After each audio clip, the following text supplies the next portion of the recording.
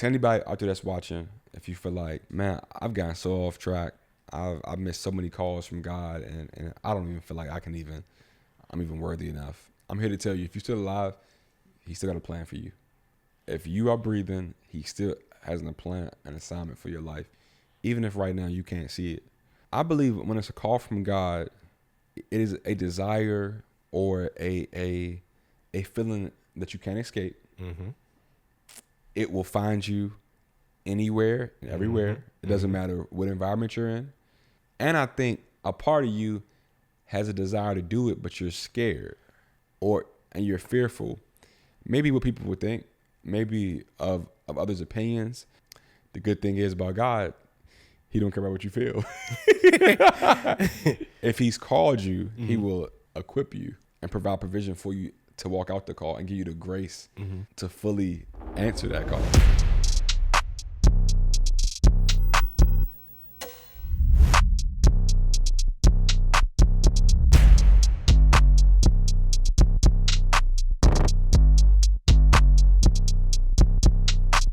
Welcome back to the Easy Talk Show. I'm your host, Easy Ward. This is a show you'll get nourishment for your needs, food for your soul, and of course, healing for your hearts. Thank you for all the love from episode 18, The Right Perspective of Suffering. We got a lot of great feedback, a lot of great comments, some really just great dialogue started. So, thank you all for all the love, and please, continue to tune in. If you're new to my channel, please like, comment, or subscribe to Easy Ward TV. Once again, if you're new to my channel, please like, comment, or subscribe to Easy Ward TV. And shout out to the men who are being great role model. I can name a lot of people that are doing a tremendous job showing up when they don't want to, or being great leaders. For those who people do want to be like, shout out to the people, for example, somebody who I've gained so much respect for is somebody like DC Young Fly. Yeah.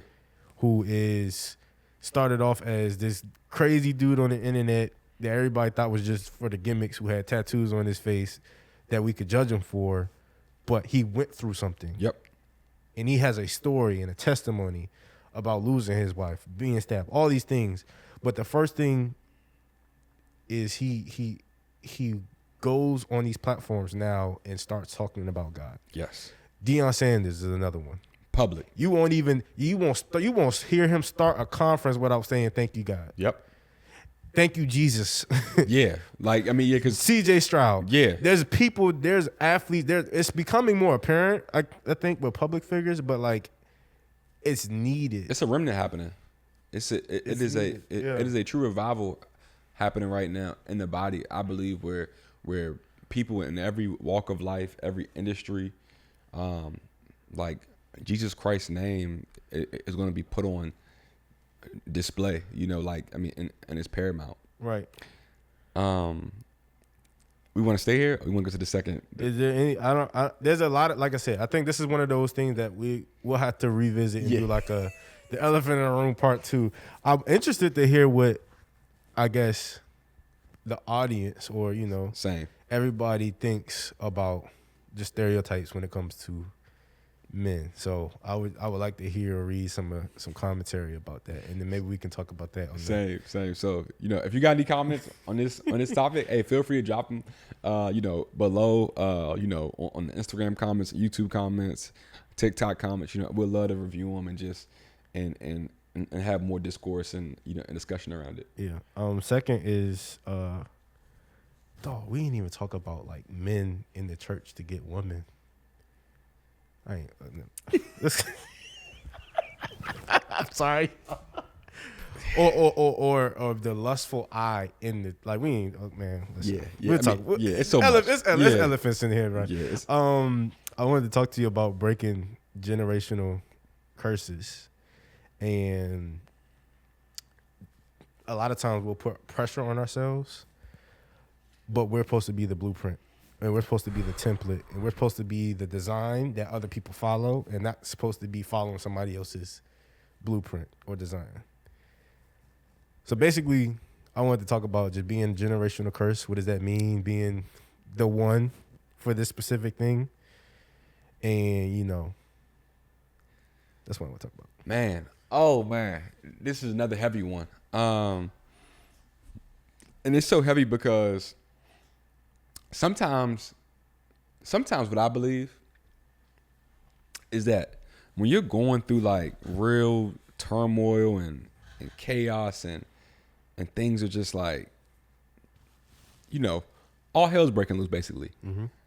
I believe a lot of times like you are legit fighting those battles that you know that you don't even know about, you know, from previous generations, but like we don't talk about enough how it's like you said earlier on that early episode. Sometimes we are the ones that's called to break the cycle, Mm-hmm. to break the pattern, you know, to break the chain of you know maybe unfortunate events, you know that's happened, you know, in your lineage, and that right there sometimes is hard. Yeah. No, not sometimes. That's It is, hard. yeah. That's always hard. That is hard, bro. And like just right now, like I mean, we can look at our own lives. You know, like we got various things that we're fighting, and we're like, man, I gotta get it right. Nobody in my family has did it. I gotta get it right. Or like, yo, like I gotta be the one to like walk out the assignment, or walk out the call. You know, like I can't run from it. This person ran from it. This person, but like God is gonna have His way. Yeah. God is gonna Yeah. have His way. He gonna have His way. So like, even if you don't want to, like, it's like you said, you're the one though. You have to. You have to. Like, that's a part of your assignment being here on earth. Like, you have to break it. Like, it stops with you. It stops with you. Yeah, that's it. It stops. Like the cycle, like it literally, it has to stop with you. Like it can't go on any further. So that's why a lot of days you feel like you fighting. You ever just sometimes wake up and feel exhausted? Like you almost wake up like, yo, like I just got all this sleep and I'm still tired. Sometimes like I think that mental exhaustion or that fatigue, that's because you fighting a spiritual battle. You know, like spiritual warfare is, you know, you in warfare, you know, and you trying to fight something that right now you probably can't even comprehend what it is. I know it's many days sometimes I wake up and I'm like, yo, I feel like I'm just tired. Like some days, you know, I'll tell my dad, I'm like, yo, I'm just like my body is just tired. And I believe a lot of times that's me fighting. You know, I'm fighting. You know, I'm just fighting. But it stops. Yeah. With me. I'll give some encouragement that like you are different. I'm speaking whoever is out there. Like you are different. You were made to battle what you were called to battle. Mm-hmm. You were made and constructed specifically for whatever God specifically designed for your life. You're not nobody else's molding and nobody else is yours. Be confident in that molding. A lot of times we would look at other people and wish we had what they had, not knowing what it costs for them to get there. Or not knowing what it took them to be, you know, to become that thing. And generational curses stop with us. That's so good. And you said a word that I'll never forget. I heard Bishop Jake say, he said, greatness costs what it costs. It's not going on discount. It's not going on sale. It costs what it costs, and you got to pay full price. And that always stuck out to me because I realized that in this life, in pursuit of anything, it does cost you a lot of times everything. Like that new life you want or that new opportunity you want, like it costs you everything to get to that.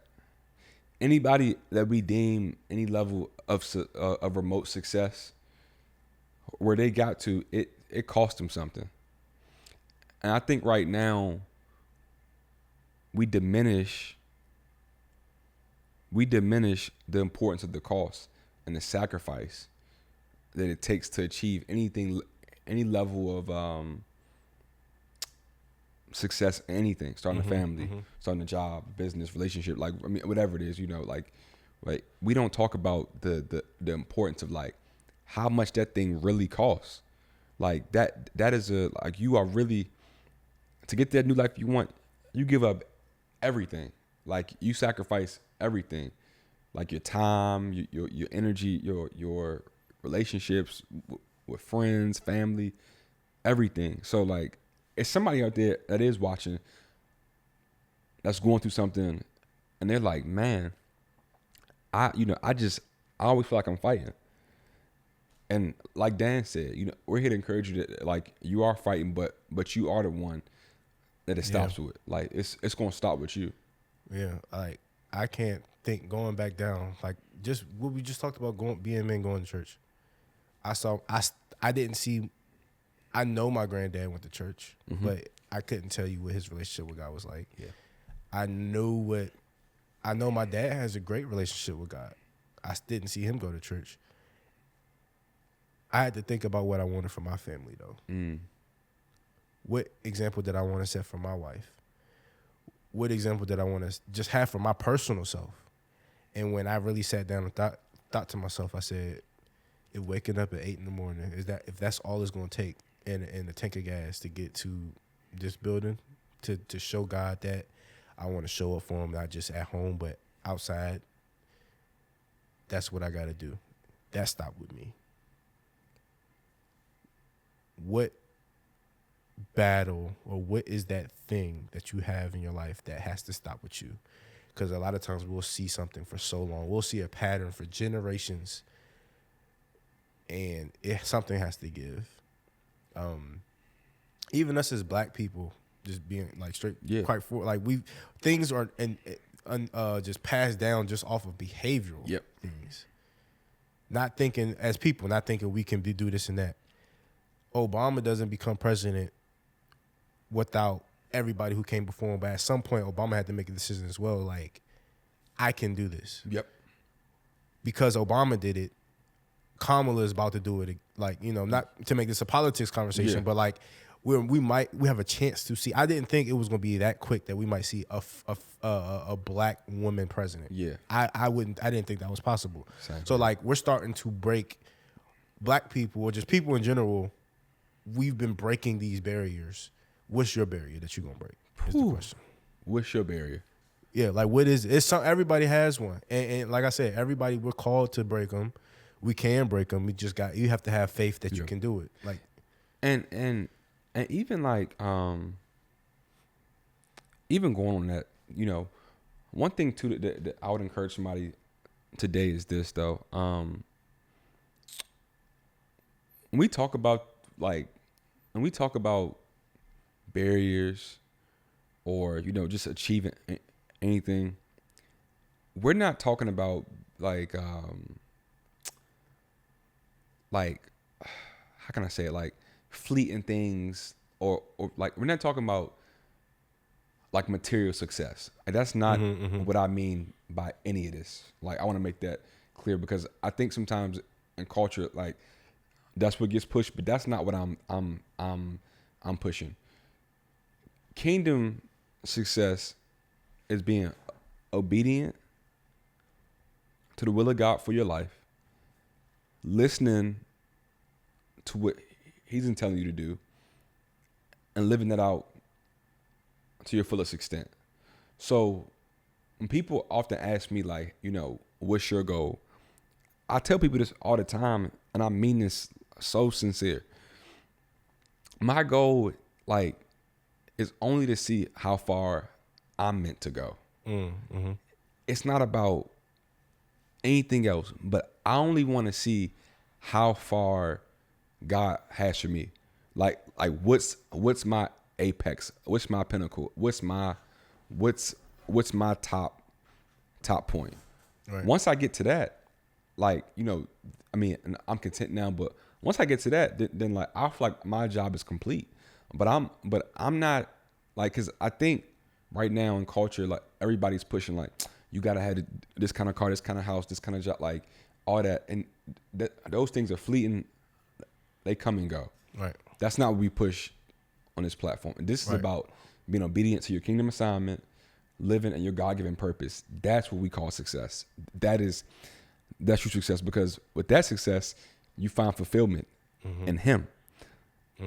The fulfillment that never leaves, never goes away. That success, it looks good, and I believe a lot of it feels good temporarily, but it's fleeting. It fades away, and that emptiness in your soul can only be filled by Him, right? Not the things. So that's why on this side we push purpose, walking in it, listening, being obedient. Right. That's true success. That all falls back to breaking generational curses, so you can be the one that's living like that. Right. It doesn't matter about the size, the quantity. Everything and what this platform is about impact. Everything should be about impact and being obedient to Christ. Right. Amen, bro. And a practical tip, it would be to look at your daily barrier. Yes. And don't look at the barrier that you're fighting for the generation. For generational battles, take some time to break those walls down. So the Bible says to not worry about your troubles for tomorrow. Like tomorrow brings its own struggles. Like worry about today. So I would just start with tomorrow or today, and just focus on that one day. What can I do to be 1% better today? What can I do to get this thing? What's my pump for today? If you can do that every day, because there'll be days that'll get hard, but if you can consistently do it, by the time you look up, you already through the mountain. So, transition into the last one for today is just, and it kind of goes hand in hand with generational curses. Is like the question is just how many phone calls have we ignored from God? Woo! How many phone calls have we ignored from God? Because He be calling. But the good thing about God is that He keeps calling. He keeps calling. He keeps calling. Yeah. So like you think you can ignore it for so long, but for so long you can't ignore it though. Yeah. Because the call becomes it's such a loud call. Like it's almost like like the call of God is like you can try to have your phone on silent, but like God will override that. And the ringtone, automatic emergency. Contact. Yeah. So it's gonna always ring off. Right. Loud too. Loud. Anytime. It's gonna ring off, and you gonna know like, yo, I really can't ignore this call. This has to be urgent, important, and time sensitive. And don't miss the call of God. Yeah, okay, that's a question because it's elephant. For somebody who feels like, man, I feel like my life is going this way, and there's so many distractions. How do I know what's a call from God?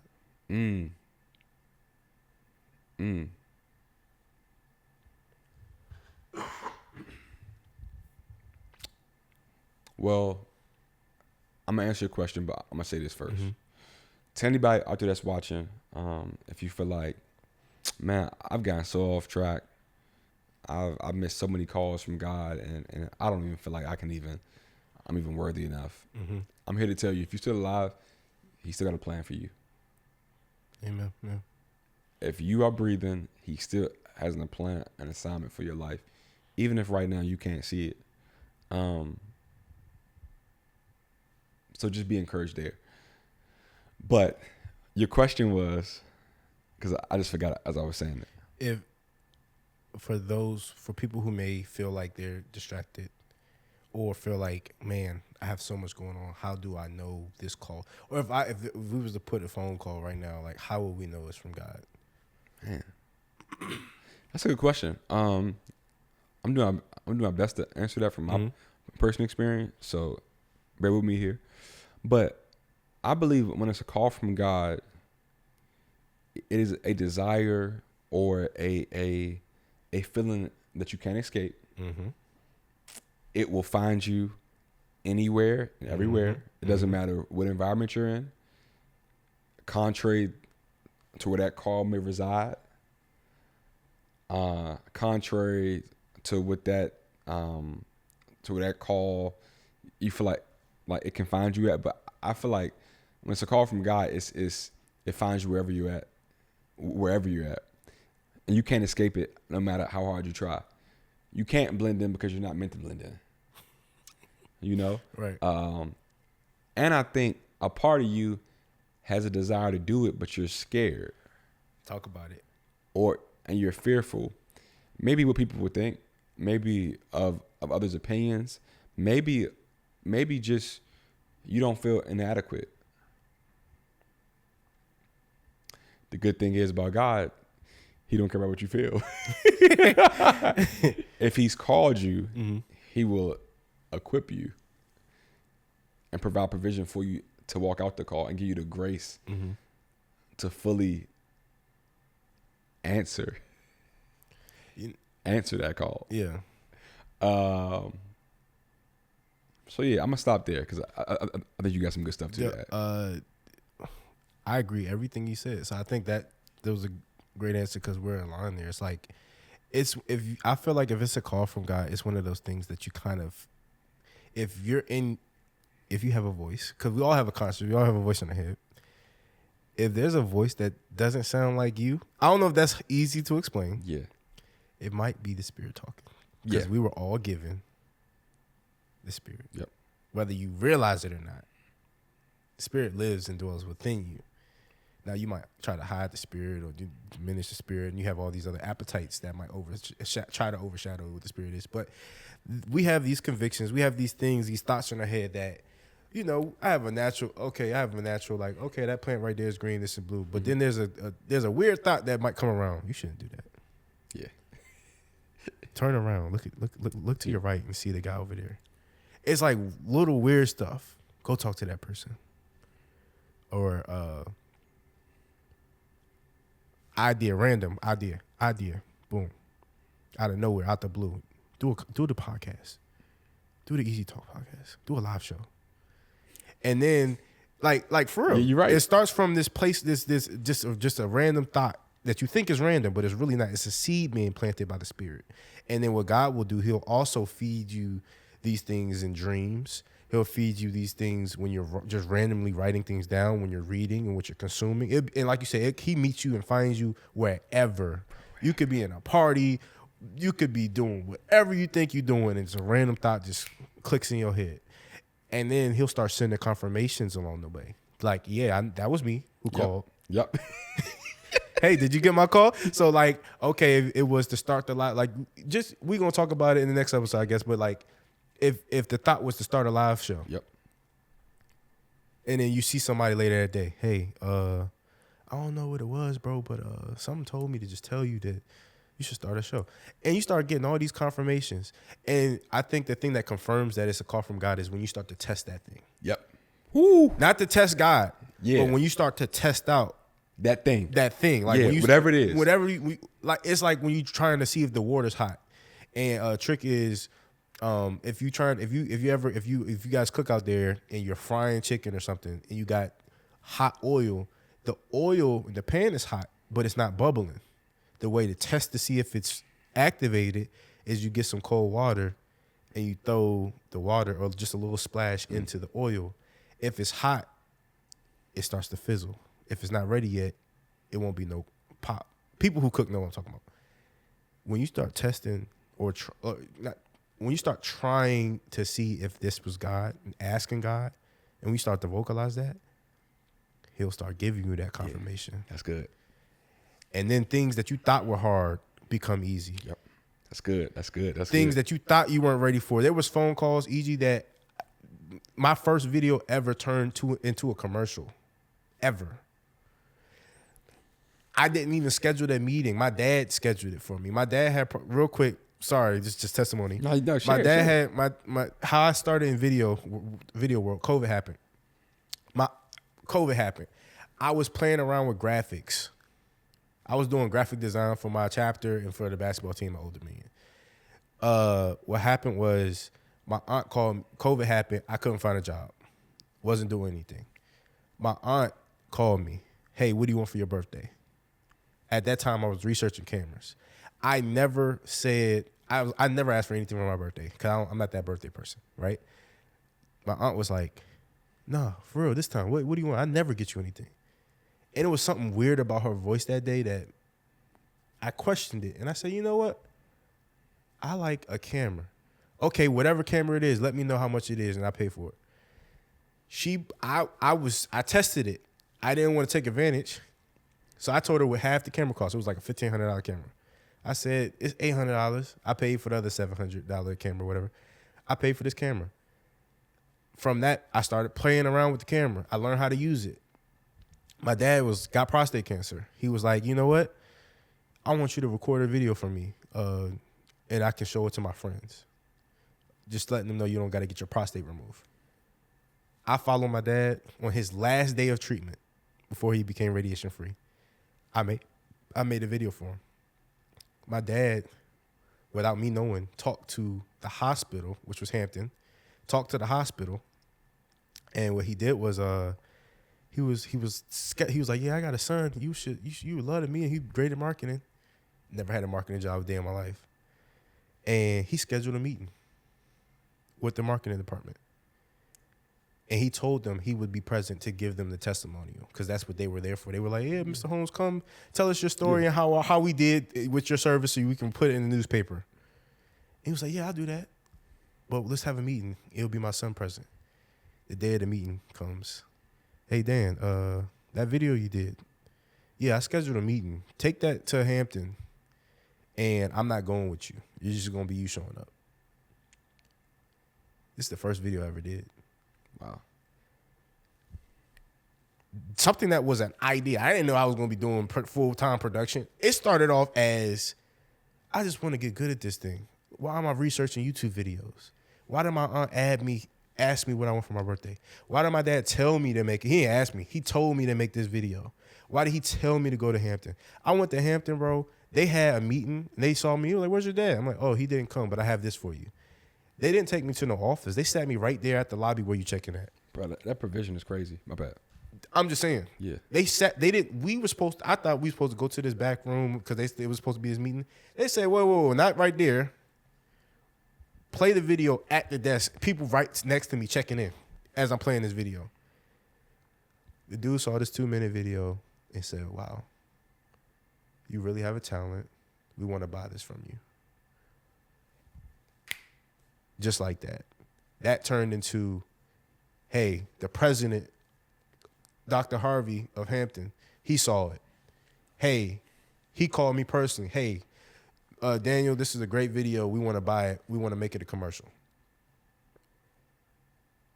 Hey, this is the first video I've ever did. Video. So this is what I'm saying. When we test, and the topic was when it's meant to be, and God puts that voice in your head.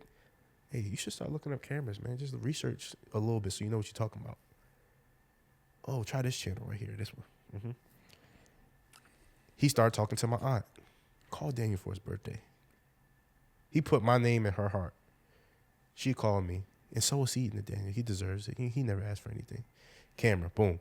My dad, your son has been hard. You see what your son's doing. He ain't got no job right now. Reach out with some faith. Talk to the media department. Boom. The doors start flying open. Like, I'm not even asking for these doors. I'm actually terrified. You know what I'm saying? Yeah. Imagine driving 4 hours to go see if your video good or not, and this your first one. And they said, "Yeah, it's gonna be a commercial." I'm like, "Oh, this is crazy." It was just like that. And that told me, "Oh, there's more for you, Daniel." And that's when God confirmed, that was the day God confirms for me I have a future in what I'm doing to tell stories. And he'll show you, just like at your graduation, he'll show you this glimpse of glory. He'll show you this glimpse of glory. I got a commercial, and then I had to start from ground one.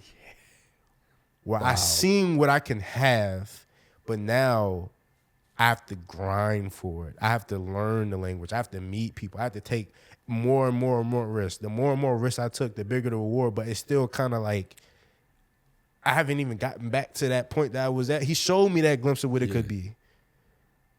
No, what it's going to be. What he showed me. He showed me. But follow that voice that y'all hear. If you follow that voice, it will take you to a land that you didn't think was possible. I didn't know I would be doing this full time. I don't have a boss. You are the boss. You feel me? I pick my partnerships. I wake up when I want to. Like there's that's not a flex. That's just the reality that God has called for my life. It's hard. I gotta stay up sometimes 24 hours to get something done. I gotta pay these crazy taxes that's different. That you know what I'm saying? If I don't make $1 this month, guess how much I made? Negative. Because I got expenses.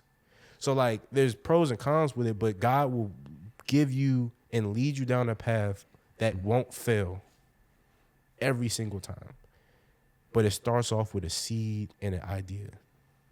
Because he already thought about that commercial. He already thought about this thing before I did.